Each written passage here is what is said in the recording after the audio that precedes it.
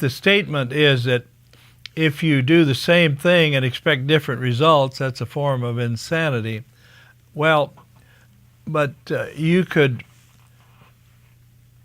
I don't know that a person becomes a risk-oriented if they've been conservative, but conservative people really take greater risk than they realize.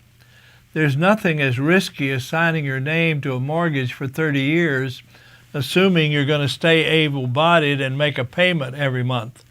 I would rather try to figure out a way to own something fairly quickly than to sign my name and plan on making payments for 30 years.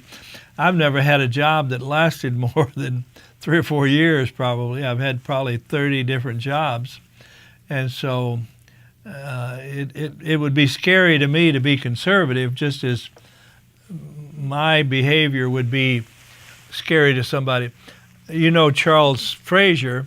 Charles and I were having lunch and talking about something, and Charles, you could tell he needed to see, and I told him, I said, Charles, you need to see the light at the end of the tunnel in order to make a decision.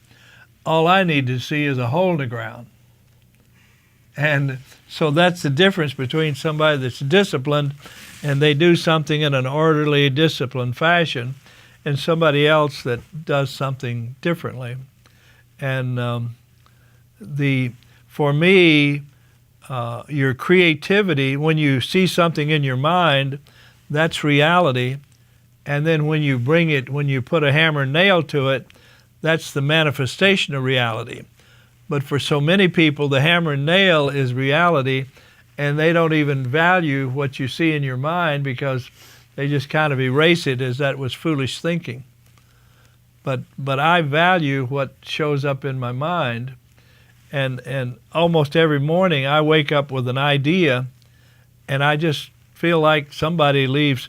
You know the story of the elves and the shoes, where the cobbler would take in a pair of shoes and he'd put them on the shelf, and then at night the elves would come and repair them and put them back on the shelf. Well, that's the value I put on ideas that come to me of a morning. I just have a tremendous appreciation for them because I don't know where they come from, but I'm glad they're on the shelf when I wake up.